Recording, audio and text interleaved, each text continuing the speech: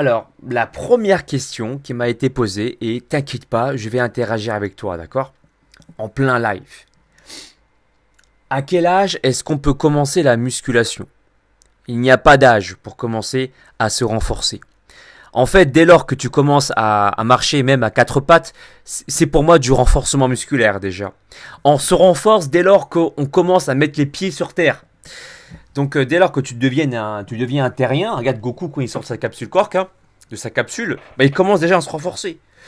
Donc il n'y a pas d'âge. Par contre, si tu débutes en musculation, il faut prendre le temps de bien faire les mouvements et donc de regarder les tutos, que ce soit mes tutos ou bien les tutos de mes confrères, pour pouvoir comprendre les erreurs à éviter. C'est pour moi le seul conseil que j'ai à donner pour ceux qui souhaitent commencer à bien se muscler. Voilà, tout simplement. Et les tutos, il y en a sur ma chaîne, hein. Il suffit de taper mon blaze, Alex Levent, plus l'exercice que tu as envie de faire. Je sais pas moi, squat, traction, pompe, tirage. Et tu vas sûrement tomber sur une vidéo à ce sujet. Voilà mon Saiyajin, j'espère avoir répondu à ta question. Deuxième question, je vais interagir en live directement. Est-ce que mes entraînements sont utiles? Et si on les pratique seulement 3 à 5 fois par jour, soy. J'adore le soy à la fin. Bien joué mon Saiyajin. J'ai 12 ans et je suis très sec. Alors 3 à 5 fois dans la semaine, parfaitement. Je trouve que c'est une très bonne moyenne entre 3 à 5 fois.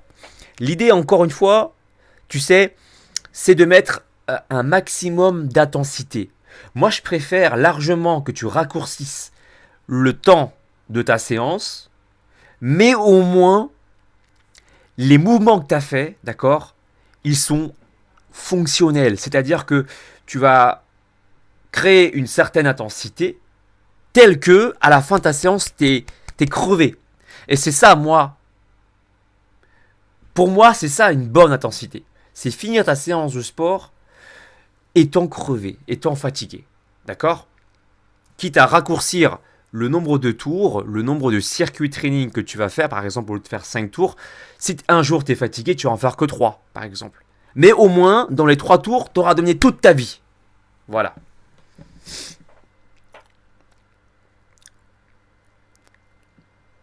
Yosko09, coucou Alex, comment sécher tout en grossissant des fesses?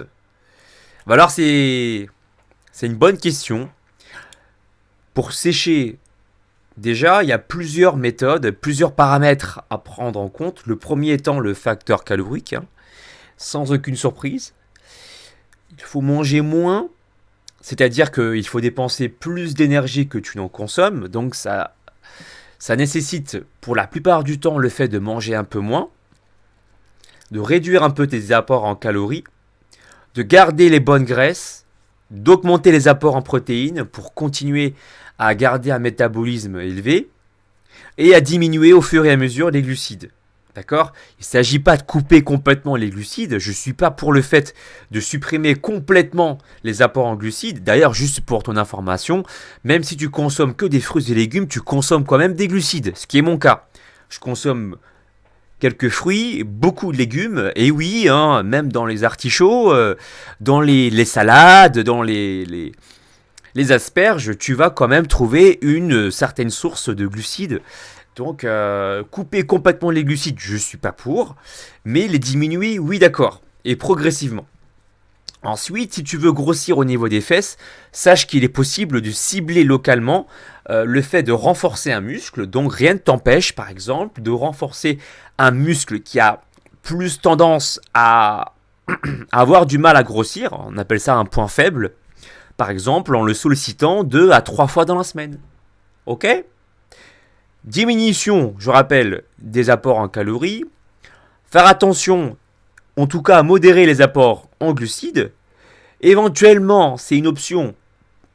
Euh, Après avoir déjà utilisé les deux premières options, faire un jeûne intermittent pour optimiser tes résultats, voilà, ou pas, à voir en fonction de tes ressentis, tes résultats.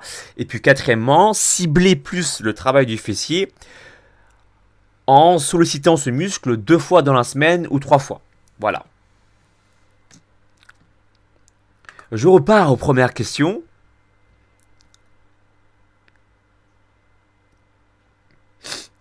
Oppo. Comment avoir des épaules gros et écartés? Bon, je considère que tu as envie d'avoir des grosses épaules. Vive toi et Broly baby. Merci. Alors, pour les épaules. Je pense que il faut les solliciter sous tous les angles. Donc, j'entends par là solliciter le deltoïde antérieur, donc le muscle devant toi, deltoïde médial sur le côté, et le deltoïde postérieur derrière. Pour ça, soit tu peux utiliser des bouteilles d'eau par exemple, tout comme je l'ai expliqué déjà dans une vidéo précédente. Tu tapes épaule, triceps, épaule en 5 minutes Alex Levent. Si tu veux durer plus de 5 minutes, hein, à toi de redupliquer autant de fois que nécessaire pour que ça dure par exemple 10 à 15 minutes. Le renforcement des épaules, ou bien tu peux aussi utiliser par exemple des bandes élastiques. Voilà, tu les places sous tes pieds, d'accord? Ici, je te montre. I show you. Donc les bandes élastiques sur tes pieds. Ok, on est là. Et on va faire des élévations devant, comme ça. Ou tu peux aussi chercher sur le côté pour travailler derrière. Et si tu veux travailler l'arrière des épaules, eh bien par exemple, tu peux prendre les bandes élastiques, je te montre de profil, et faire ce mouvement-là, avec la bande. Donc là, tu vas solliciter l'arrière de l'épaule, mais pas que ça. Hein. Il y a aussi l'activation du grand dorsal qui va être activé. Le grand dorsal étant le muscle principal du dos, souviens-toi, puisqu'il joue aussi sur un mouvement de rétropulsion du bras, le grand dorsal.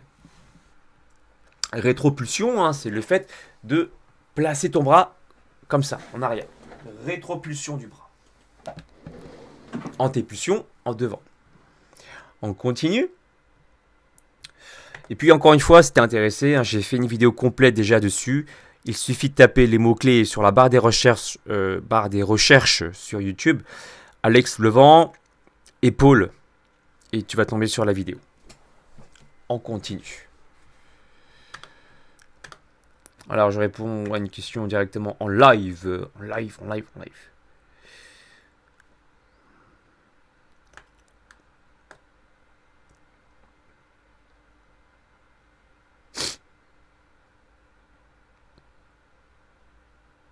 Des petites astuces pour rester motivé en musculation, je note. J'en profiterai pour le marquer comme titre. Rester motivé en musculation.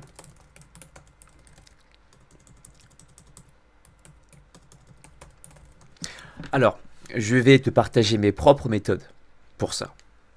Pour rester motivé, il faut se fixer des objectifs de court terme, de moyen terme et de long terme. Mon cas particulier. Et après, tu pourras le raisonner de la même manière pour toi. J'ai une séance de shooting qui m'attend ce samedi. Donc, toutes les séances que j'effectue, je pense à cet événement particulier. Je dois être prêt. Donc toi, par exemple, tu n'es pas obligé de faire une séance de shooting, même pas du tout. Peut-être que tu veux être prêt pour un événement particulier comme être prêt pour un mariage, être prêt pour toi-même, d'accord, sur une date fixée. C'est important même, je trouve, même si tu n'as pas d'événement particulier, de te fixer une deadline. Parce que ça motive.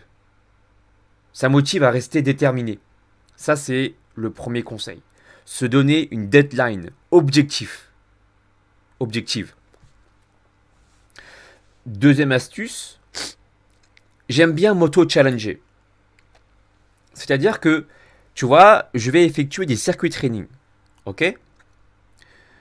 Et je vais rajouter des surcharges progressives. Par exemple, je peux effectuer le même circuit training, ça ne me pose aucun problème, toute une semaine. Mais par exemple, en fin de semaine, je vais me dire, voilà, dans 5 à 6 jours, je m'auto-projecte. Je me dis, dans 5 à 6 jours, je vais refaire le même mouvement, mais avec une bande élastique. Ou bien, je vais refaire le même mouvement, s'il y a de la pliométrie par exemple, mais je vais sauter plus haut.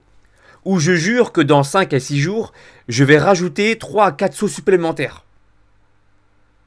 D'accord ? Donc, s'auto-challenger, créer de la charge supplémentaire ou des mouvements supplémentaires. Voilà, 2 astuces simples. Mais en tout cas, ce qui est sûr, c'est qu'il faut se fixer des objectifs.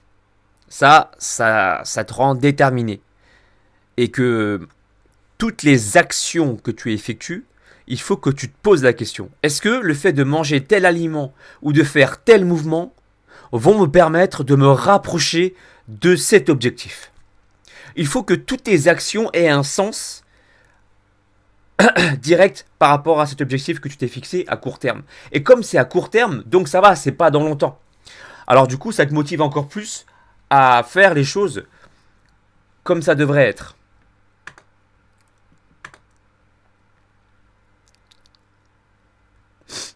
Mais c'était une très bonne question. On continue.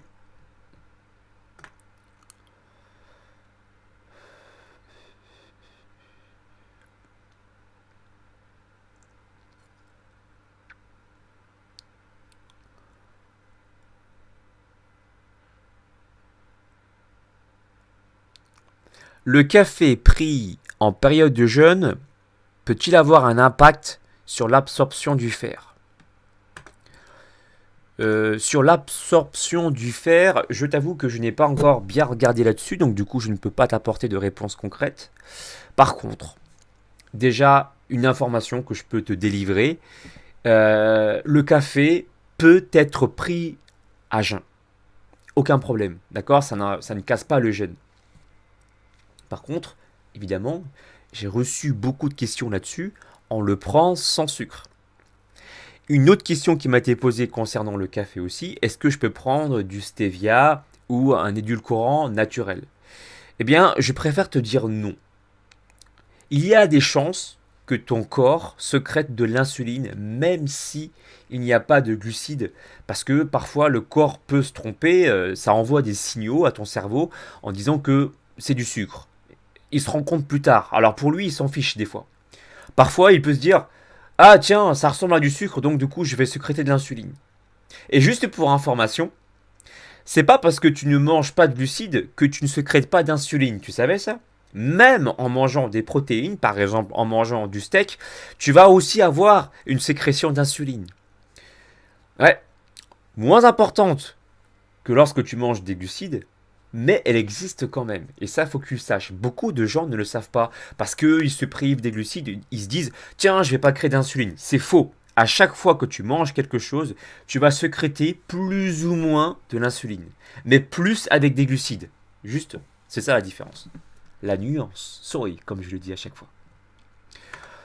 Alors, je vais m'informer concernant le café, d'accord, concernant l'absorption du fer. Je me renseigne dessus. Je note, c'est une excellente question et j'en profiter pour faire un titre dessus. Donc, le café prise à jeun.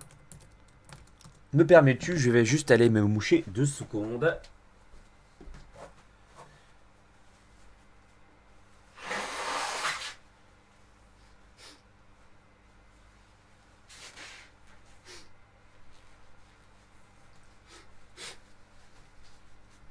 Ok. Allez, on continue.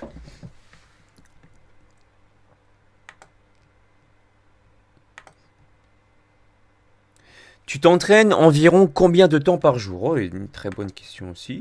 Je note. Entraînement, combien de temps?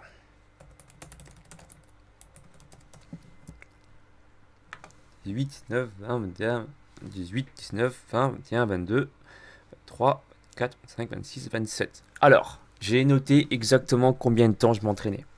Je m'échauffe 5 minutes. Alors, pour certaines personnes, il va en falloir plus, du temps d'échauffement, mais moi, personnellement, 5 minutes, ça me suffit. Ensuite, je m'entraîne 17 minutes en circuit. Je travaille plusieurs muscles en même temps, ok. Et je retermine avec 5 minutes de hit. Donc ça fait en tout 17, 18, 19, 20, 21, 22, 23, 24, 25, 27 minutes personnellement. Ça dépasse. Ah si, il y a aussi derrière il y a les abdos. Donc alors je les entraîne pas tous les jours non plus, mais lorsque je les entraîne, ça me prend environ allez quoi, 10 minutes de plus, grand max, pour les abdos, grand max. Donc ma séance de sport n'excède pas 40-45 minutes. Voilà, échauffement compris, entraînement abdos compris, 40-45 minutes. Et ça me permet, pourquoi je fais ça en fait? Ça me permet de m'entraîner tous les jours. Comme je m'entraîne sous forme de circuit training, si tu veux, même si c'est intense, le corps il a le temps de récupérer. C'est pas comme si j'enchaînais 7 à 8 séries par muscle. D'accord? Donc du coup là je crame complètement mes réserves de glycogène et tout ça de façon ciblée. Là ça me permet de pouvoir récupérer, en tout cas je trouve, psychologiquement mais aussi physiquement, et refaire un autre circuit le lendemain sans problème.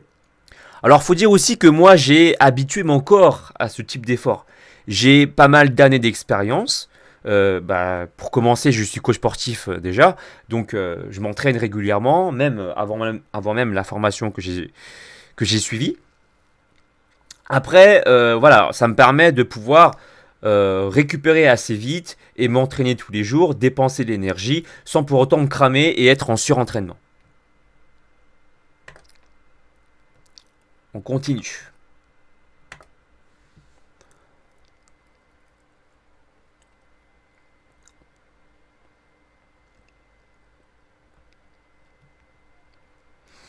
Dylan Rodriguez, pour travailler le transverse, ça marche mieux debout ou à quatre pattes? Bah en fait, les deux fonctionnent. Et je vais te montrer un mouvement super cool à faire. Ça s'appelle le vacuum stomach. J'en ai déjà parlé sur ma chaîne, donc tu tapes vacuum stomach, V-A-C-C-U-M, stomach, S-T-O-M-A-C-H, Alex Levent sur la barre des recherches. Mais quand même, je vais te montrer en live comment est-ce que je l'effectue. Regarde bien. Donc je suis là, t'es ici, et hop là. Comme ça, j'ai les mains posées sur le dessus de mes genoux, j'inspire, je fais ça en 3 phases. Ensuite, je souffle. J'expire l'air. Une fois que j'ai plus rien, je rentre.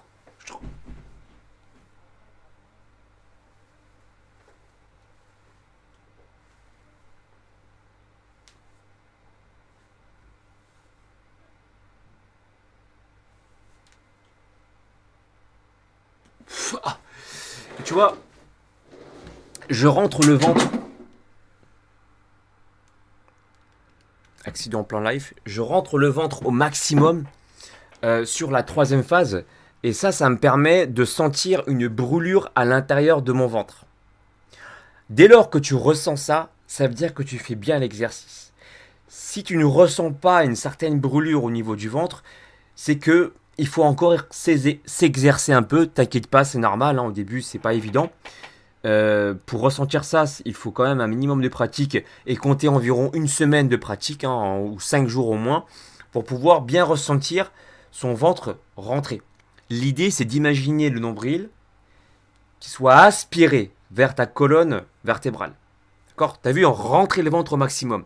Et moi, je te le propose de le faire en 3 phases. Une première phase, tu prends une grande inspiration, d'accord? Deuxième phase, tu expires l'air. Et une fois que tu n'as plus d'air dans les poumons, c'est là où tu vas avoir une phase d'apnée. Rentrer ton ventre et rester en apnée le plus longtemps possible. Ça peut durer 5 secondes, ça peut durer 10 secondes, voire plus. Essaye de battre ton record à chaque fois et de rentrer vraiment ce nombril vers la colonne vertébrale, d'accord? Voilà. Donc là, tu as vu, je te l'ai montré debout. Mais tu peux faire la même chose à 4 pattes. Certains préfèrent le faire debout, d'autres à 4 pattes. Et je te laisse essayer ces deux techniques. Encore une fois, rien de mieux que de d'abord tester les exercices pour trouver celui qui te correspond le mieux. Je te propose de le faire régulièrement, cet exercice. Régulièrement, ça veut dire une fois par exemple, en rentrant le soir, soit le matin si tu as le temps, voilà, si tu prends, tu te consacres 2 3 minutes avant, avant d'aller prendre ta douche, ou éventuellement le soir avant de prendre ta douche, en rentrant du boulot par exemple. Alors j'ai une question qui m'a été posée par Pierre-Olivier, là, il y a un instant, il y a 20 minutes quand même. Pierre-Olivier Dallaire, salut Alex, abdos dessinés en étant endomorphe. Alors endomorphe, oui, endomorphe, c'est ceux qui prennent du poids facilement.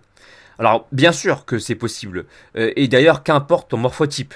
Ton morphotype ne définit pas le fait de ne pas pouvoir ou pouvoir progresser. D'accord? Il y a des gens qui sont minces, qui font n'importe quoi et qui ne progressent pas. Il y a des gens qui ont du mal à avoir des progrès, mais voilà, le fait d'être persévérant, le fait d'allier une bonne diète avec une bonne hygiène de vie, ils ont quand même plus de résultats que ceux qui ne foutent rien et qui ont... Tu as compris, hein, le message que je voulais te dire. Persévérance, qu'importe ton morphotype. Et oui, donc il est possible d'avoir des bons abdominaux.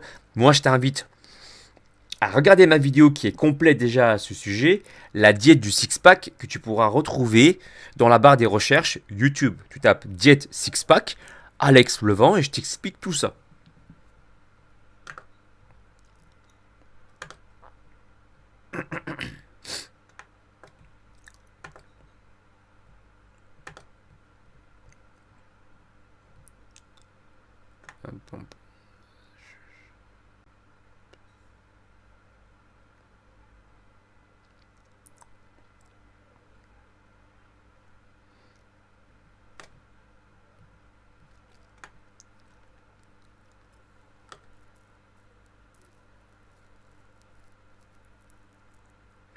Gila Street, tu as aimé un de mes commentaires mais pas répondu hier. Alors oui, en fait, quand je like vos commentaires, c'est que je l'ai lu. Mais le truc, c'est que je ne peux pas répondre à tout le monde. J'aurais bien aimé, mais il me faudrait des journées de 72 heures, tu vois. Alors, j'ai pas de courbature après ma douche froide et mon training est toujours plus dur. Est-ce que c'est dû à la douche froide? C'est vrai que les douches froides permettent aussi d'avoir une meilleure récupération. Mais je pense avant toute chose, avec toute honnêteté, que ce qui te fait avoir moins mal, c'est le fait surtout que ton corps s'est adapté. D'accord? Donc, quelque part, c'est une bonne chose que ton corps s'adapte. Il ne faut pas avoir peur de avoir moins de courbatures. Si tu fournis le même effort et que tu as moins de courbatures, ça veut dire que ton corps, ben, il a su créer des phénomènes d'adaptation, il a su créer plus de muscles, il s'est sans doute débarrassé de la matière inutile, à savoir le gras excédentaire, et quelque part c'est une bonne chose. Je l'ai déjà dit dans mon précédent live, mercredi dernier, moi-même je n'ai pas beaucoup de courbatures. Et pourtant ça m'empêche pas de progresser, tu le vois hein, sur les photos que je poste sur Instagram, notamment dans le parking avec mon frérot Ami. Ami, c'est mon photographe. J'évolue. Et pourtant, j'ai pas beaucoup de courbatures. Donc, ne vous inquiétez pas. Ok, les courbatures ne sont pas directement un signe que vous. Le fait de ne pas avoir de courbatures, du moins, n'est pas un signe qui montre que vous stagnez. On continue.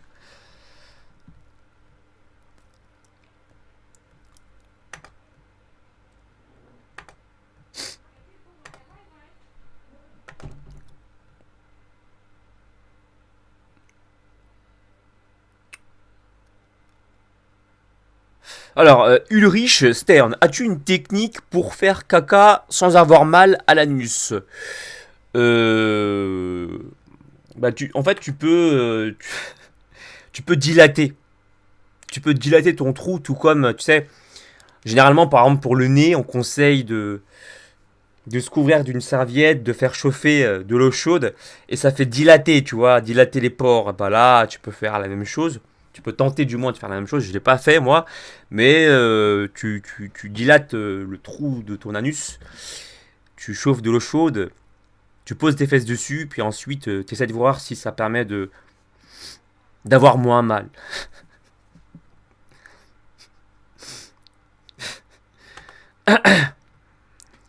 On continue.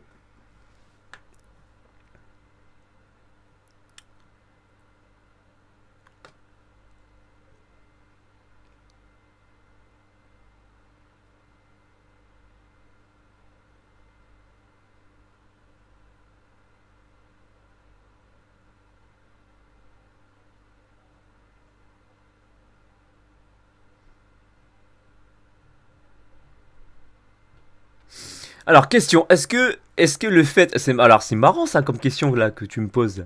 Attends, c'était... Ah, comment on fait pour remonter? Euh, Est-ce que le fait... Attends, c'est une super question qui m'a fait sourire. C'était celle-ci. Hmm. Kubi, Camis. Question, avoir plusieurs selles dans la journée, ça évacue... Est-ce que ça évacue les graisses du ventre? Alors, sache une chose, mon ami Sayajin.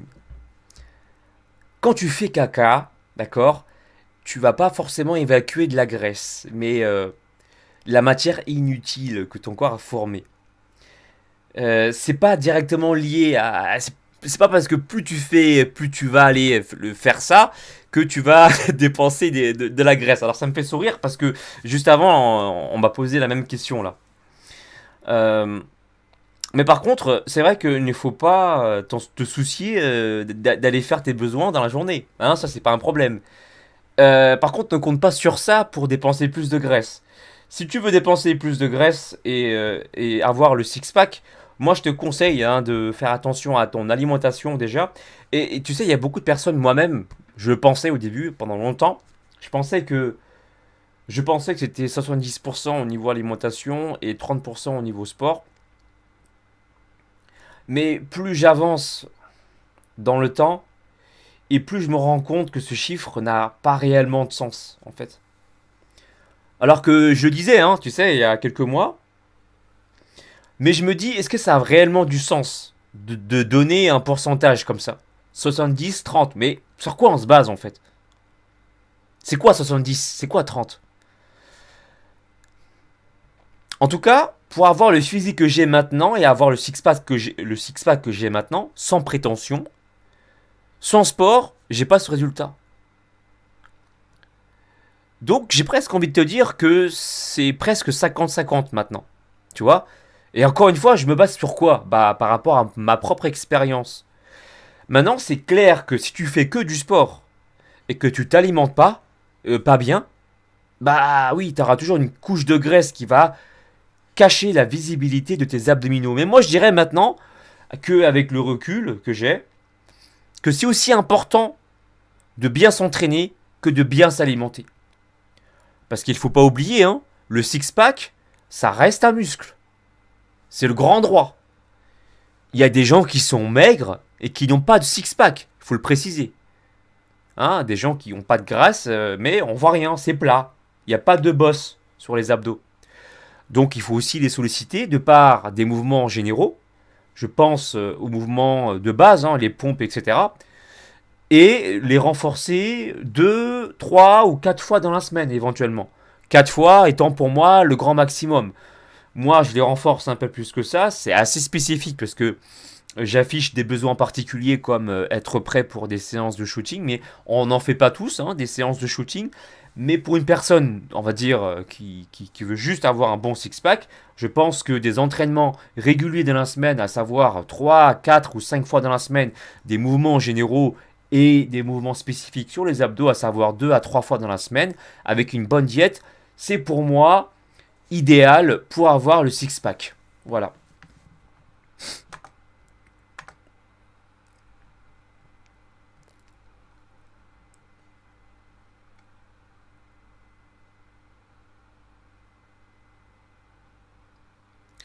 Jocelyne Jazel, j'ai une technique imbattable pour brûler des calories. Oh, partage-nous ça. Panne de chauffage. Pendant 2 semaines à l'appartement, 15 degrés Celsius de température ambiante. Et quelque part, j'ai envie de te dire que tu as raison. J'ai lu ça déjà. dans une étude scientifique, effectivement, dans une pièce à température ambiante, comme tu peux être, hein, à 15 degrés Celsius, tu vas mieux activer tes graisses brunes.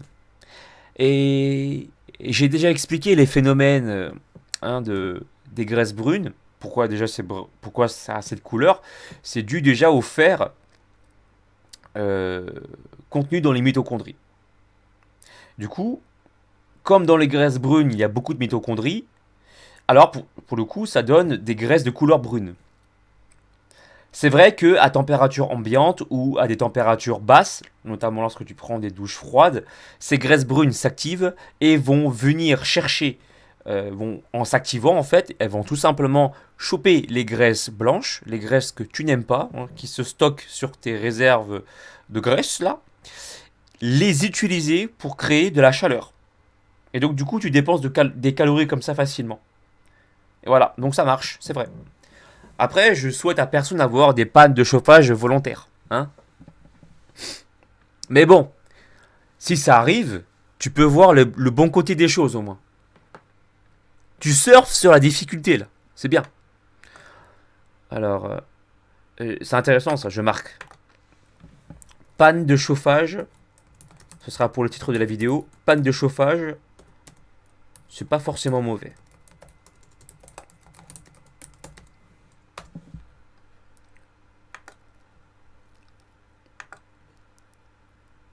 T'as vu, grâce à toi, je m'inspire de tes commentaires et de tes suggestions pour en faire des titres maintenant. Ah, t'es trop fort, mon Saiyajin, grâce à toi. Je t'aime.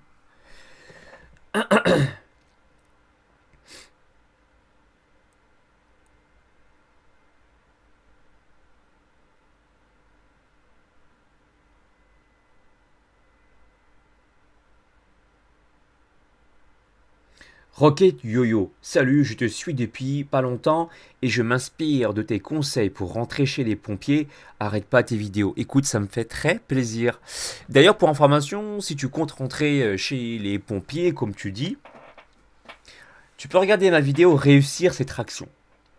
Je t'explique une méthode pour pouvoir améliorer le nombre de répétitions, le nombre de tractions. Tu vas kiffer. Sorry. Mei Saiyajin de l'espace. Mei Saiyajin, il commence à se faire un petit peu tard. Je vais aller me faire une petite tisane à base de gingembre pour booster mon système immunitaire. Et puis, je vais travailler, je vais continuer à travailler hein, pour ceux qui m'ont fait confiance, ceux qui ont pris mes programmes. Voilà, ça va être une soirée programme ce soir. Donc, je te souhaite de passer une excellente soirée. J'espère que tu as pris plaisir à discuter avec moi. En tout cas, moi, j'ai toujours kiffé. Hein, je kiffe ça, j'adore ça. Merci pour ta présence. Merci pour tout le soutien que tu me donnes chaque jour au quotidien avec tes commentaires, tes likes, tes partages. Et puis, si tu connais des amis qui s'intéressent un peu à la remise en forme, qui veulent s'améliorer et tout ça, bah, n'hésite pas, ça me fera plaisir à leur présenter mon travail. Prends soin de toi, je vais aller faire ma recette de gingembre et je te souhaite une excellente soirée, mon Saiyajin, fille et garçon.